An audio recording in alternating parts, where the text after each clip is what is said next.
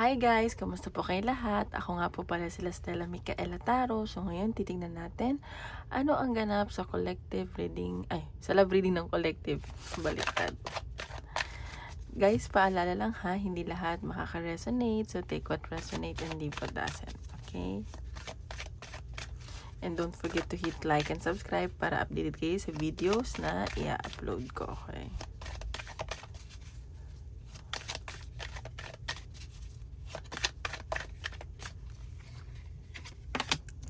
Abundance. Okay, so may nakikita ako ditong abundance na paparating sa mga nanonood, mapa-love life man or career in general, and lahat ng pinaghirapan nyo ay magbubunga na. Ayan, so medyo iba dito isolated and medyo focus sa trabaho, sa career, ganyan, and walang time sa love life. Ayan pa natin. May blessing na paparating. Ayan, Gemini. So, ayan, baka kadil nyo Gemini or baka Gemini yung mga nanonood. Check your Sun, Moon, Rising, and Venus sign, guys. Okay? And then, ayan, spiritual connection. So, nakikita ko dito, kayo ng person mo may spiritual connection kayo. Siguro magkakilala na kayo from the past, ganyan. And, yung naramdaman nyo sa isa't isa, parang familiar. Alam mo yun? So, baka nagkakilala na kayo sa past. Tingnan natin ano ang energy ng mga nanonood.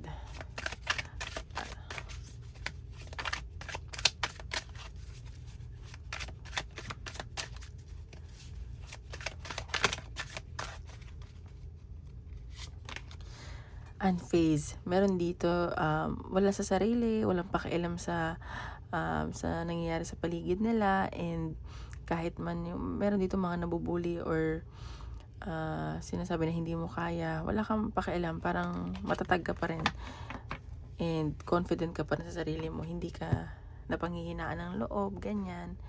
And or baka nag-aaway kayo ng person mo, may argument, sasabi mo na wala kang pakialam, nahayaan mo lang siya. Tingnan natin kaninong love reading ang makikita natin ngayon.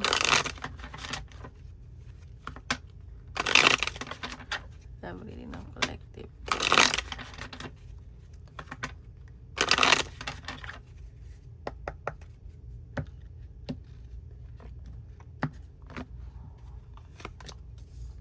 Okay, so meron dito baka mabigyan kayo ng regalo ng person nyo or baka iba dito kasal. Ayan, so sa nakikita ko, may mga kasal dito na nawawalan ng pag-asa, baka nag-away kayo ng person mo. Ayan o, may nakikita akong broken family dito. So, pero may nakikita akong celebration na paparating, baka magkabati din kayo. And sa nakikita ko, mahal ka pa naman ng person mo. And siguro napapanaginipan ka niya or ikaw to. And sa nakikita ko din is yung wish, may wish ka na matutupad. Ayan, so baka magkaayos ka ulit and mabuo kayo ulit. It's just like may mga delay lang sa travel, sa communication. And sa nakikita ko, baka isa sa inyo pinuputol yung pag-uusap. Pero ayan, so sa nakikita ko, i-work out nyo to eh. Nai-stress ka na nga eh, parang nawawalan ka na ng pag-asa, ganyan. Hindi ka na makatulog. Pero pag ni-work out nyo to, pwede pa siyang ma-save. And may ending talaga na nangyari, break up sa inyo ng person mo. Ayan, sa nakikita ko din kasi meron sa inyo paparating na bago or yung person yung nagkakagusto sa ngayon sa bago, pero mahal pa kayo eh. Okay, so meron nga na nagugustuhan yung bago yung person mo, at sa nakikita ko medyo mapera to and malandi, dominante, ganyan, and parang nagkakaroon ng improvement yung relationship, yung connection nila. And yung babae yung or lalaki, reverse na lang, yung babae yung umaakit sa person mo. Ayun, may third party involved from the past. And pero nakikita ko magkakaroon ng new beginning sa inyo, sa'yo. And itong person mo kasi matigas lang siya eh. Like ma-pride ba, ganyan. Why naman ganon? Tingnan pa natin. Anong nafe-feel sa inyo ng person mo? Ano nafe-feel sa inyo ng person mo?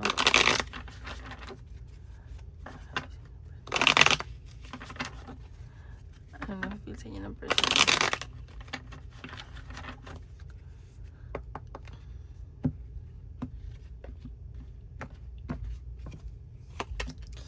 Okay, itong person mo, iniisip-isip ka nito. Ang dami rin niyang iniisip talaga.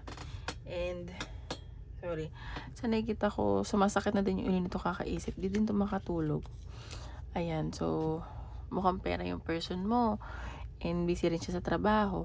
And sa nakikita ko, iniisip-isip ka niya eh. Mabagal lang siya kumilos.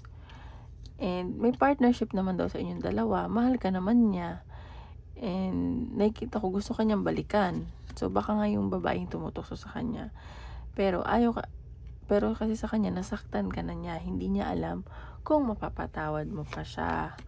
Ayan no, stuck sa inyo yung person mo. Kahit di kayo magkasama ngayon or mahal ka nito.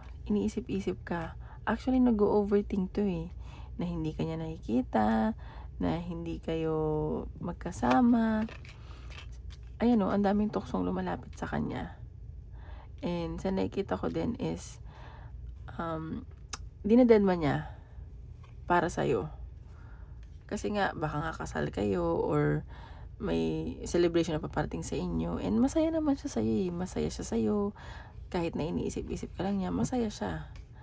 And gusto niya i-work out. Siguro nakilala niya yung samo na to sa friends, ganyan. And willing siya makipag-collaborate sa'yo. Ang nakikita ko kasi dito, parang nawalan ng excitement yung person mo sa'yo. And parang feeling niya, hindi ka nakontento, ganyan. And naboboard ka sa kanya, ganyan. Totoo ba? And sa nakikita ko, inaantay ka niya. Or ikaw nag-aantay sa kanya. And baka magkalayo kayo. And itong person mo, hoping siya na magkita kayo. Stuck to sa'yo eh. Hindi to maka-move on. Yan, inisip-isip ka niya. And sa nakikita ko, gusto niyang habulin ka. At kung lumayo ka man, hahabulin ka nitong taong to. Mabilis. And, ayan o, may long-term commitment kayo. Baka may ibigay ito sa'yo regalo. Sa nakikita ko, mahal niya isa't isa. Ayan o, may gusto siyang sabihin sa'yo. Ano kaya yan? Tingnan natin. Ano naman ang nafe-feel mo sa person mo? Ano nafe-feel mo sa person mo?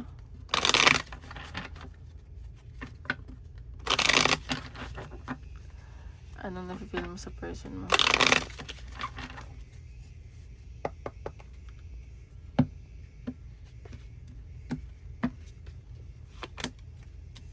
So, ikaw, nafe-feel mo sa kanya, parang nagiging practical ka na lang. And, kasi nga, baka nga committed kayo. And, sa nakikita ko, willing mo siyang patawarin. Ikaw pa nga yung parang mag-o-offer sa kanya na magkaayos kayo, ganyan. And, sa nakikita ko, tinatatagan mo yung loob mo. Nagiging strong ka na lang. Kahit na down ka. Pinapakita mo na hindi ka affected, na kaya mo, ganyan. And, kung tutuusin, ikaw kaya mo siyang patawarin eh. And ikaw, tawag dito, parang hindi mo iniintindi yung nararamdaman mo. And nagfo-focus ka sa career mo, sa finances mo, and gusto mong lumayo. Sorry guys, wait lang. Gusto mong lumayo, and sa nakikita ko kasi, parang napapagod ka na din sa life, ganyan. May pag-travel ako nakikita dito sa'yo. And yun nga, baka nag-away kayo, naguguluhan ka na din sa nararamdaman mo, mahal mo siya, gusto mo siyang patawarin, pero naguguluhan ka. Ang dami kasing conflict. Pero kasi ikaw, parang gusto mo magdesisyon right away. Ayaw mo na mag-isip. Gusto mong magbakasyon, ganyan. And may willing na tumulong sa'yo. And ikaw, nagiging stuck na din dito sa kanya. Kasi nga, mahal mo nga siya. Ayun nakikita ko. And sa nakikita ko, pinagdadasal mo siya, pinagdadasal mo yung connection nyo, at willing kang magpatawad. Ayan o. Pero gusto mo na din ng new beginning, gusto mo mag-enjoy sa buhay, lahat ng pinaghirapan mo, gusto mo i-spoil yung sarili mo. Alam mo yun, kahit na nasasaktan ka. Tingnan pa natin. Na-feel pa sa person mo. Ayan. So, ikaw, nagdadalawang isip ka na dito. Which is, kung ako naman, talagang magdadalawang isip ka. Syempre, niloko ka na. And actually, nanghihinayang ka sa connection nyo. Nanghihinayang ka talaga. Ayan. Pero ikaw, confident ka sa sarili mo. Sinasabi mo marami pang nagkakagusto sa'yo, hindi ka affected, and gusto mo maging successful sa buhay. And ayaw mo pang hinayaan kung hindi ka naman na-appreciate. Ayan no, may pag-travel sa'yo. And yung finances mo din kasi naapektuhan na. And yung mental health mo, hindi ka na makatulog. Pero gusto mo enjoy yung life. And gusto mong magpakasipag. And kasi sinasabi mo na maganda ka, marami nagmamahal sa'yo, marami nagkakagusto, parang you can get any man, any woman you want. Yung person mo kasi controlling eh. Parang naiinis ka na din. Tingnan pa natin. Ano ng energy ng love reading.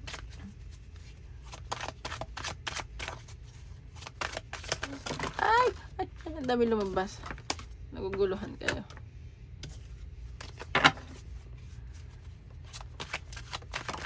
Ayan. Susanig fuego. Yan. Susanig kita ko. Intense naman yung chemistry nyo ng person mo. And grabe yung passion nyo sa isa't isa. And kapag nakapag-usap kayo na maayos, magiging maayos kayo ulit. And siguro kailangan nyo magkita. LDR kayo siguro ng person mo. And kahit magkalayo kayo, is andun yung chemistry, yung connection, yung intensity. Yan natin. Love reading. Anong advice nyo sa inyo ni universe? Recommit. Ayan. So, reaffirm your commitment after trials, proving love's resilience. So, ayan. And kailangan nyo siguro mag-usap, mag-reaffirm kayo ng commitment nyo. Yung iba nga dito kasal, may mga anak kayo.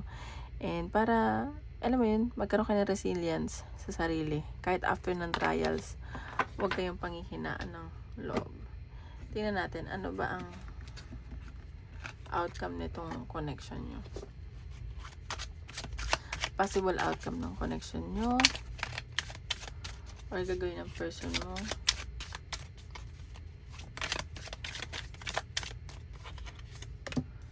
Nine of Swords. So, mag-overthink ka dito and hindi mo na alam kung anong gagawin. Or ito yung person mo na magsisisi siya. May nakikita akong pagsisisi. And dito makakatulog. Masasaktan to. Ayan, 7 of Wands. So, ayun nga, ang dami lang din kasi yung tuksong lumalapit din talaga. And pipigilan naman niya to kahit maraming tuksong lumalapit. Nakikita ko pipigilan niya. Ayan no, aabot sa point na siya or ikaw, mas uunahin mo yung sarili mo. Nakikita ko mas ikaw. And mas mamahalin mo yung sarili mo dito kahit na mahal mo pa siya. Siyempre, dapat lang, no? Huwag mong gagawin mundo yung isang tao, diba? Kahit ang daming tuksong lumalakit. Diba rin? Saan ko parating? Sa anong outcome? Ayan, no? So, magdadalawang isip ka na dito. Hindi mo na alam kung ito pa ba yung gusto mo or siya pa ba yung gusto mo. Hesitant ka na eh. Magiging hesitant ka dito in the next few days, weeks, months. 4 of Cups. So, ayan. Kahit na so, you end ka nito, magpapabebe ka. Ano mo siya, hindi mo tatanggapin yung offer niya. Mag-o-offer sa ito eh. Ganun. Tingnan pa natin.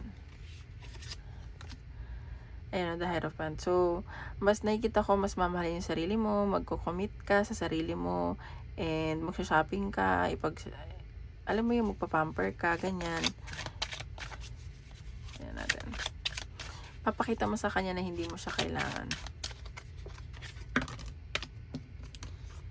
Ayan, so, ayun no. At magseselos to kasi pag naka-move on ka, mas magiging insecure tong taong to. Ay, dapat lang. At magsisave ka na din ng pera mo, nakikita ko.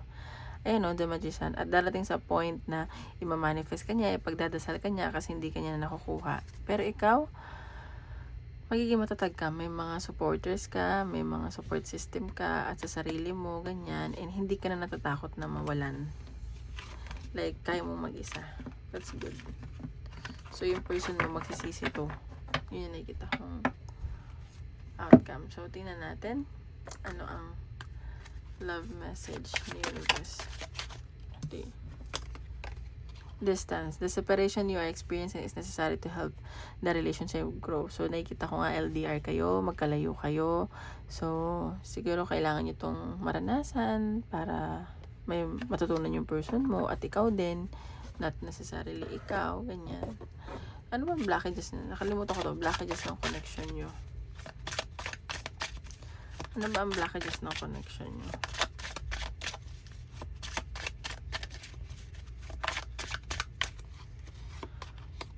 Stop cosplaying fear as guidance. That was an intuition. That was anxiety in a cave. Anxiety, self-awareness, perception. So, sinasabi dito, yung blockages, and nakikita ko is parang wala kayong self-awareness, and ang dami yung perception sa mga sa sitwasyon nyo, sa nangyayari sa connection nyo.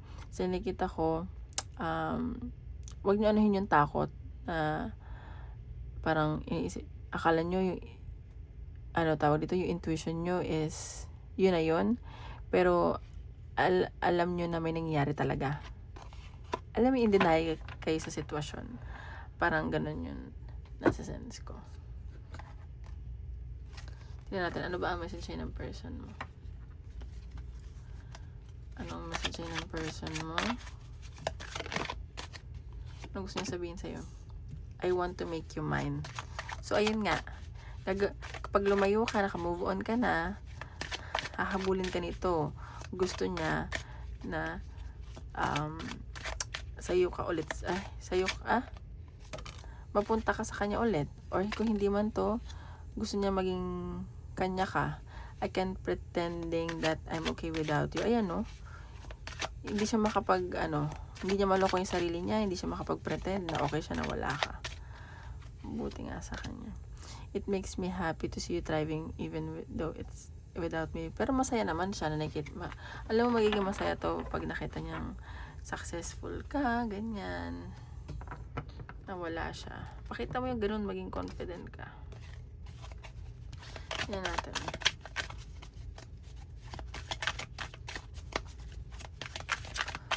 Advice sa life situation mo yun. Scales of balance. Seek equilibrium in love and career, harmonizing your inner scale to weigh decisions with both heart and mind. So, sa nakikita ko dito, kailangan mong balansehin yung love life and career mo. And, kailangan, wag kang magiging emotional, wag kang magiging practical din. So, balance lang ang mga bagay-bagay. Kasi mahirap gumawa ng desisyon, di ba? Kung pagalit ka or masaya ka, mahirap gamitin yung puso naman. Hirap naman din kung magiging logical ka. Kasi, paano kung hindi ka naman magiging masaya? Alam mo yun? So, kailangan balance. Tignan natin ano pang paparating sa'yo.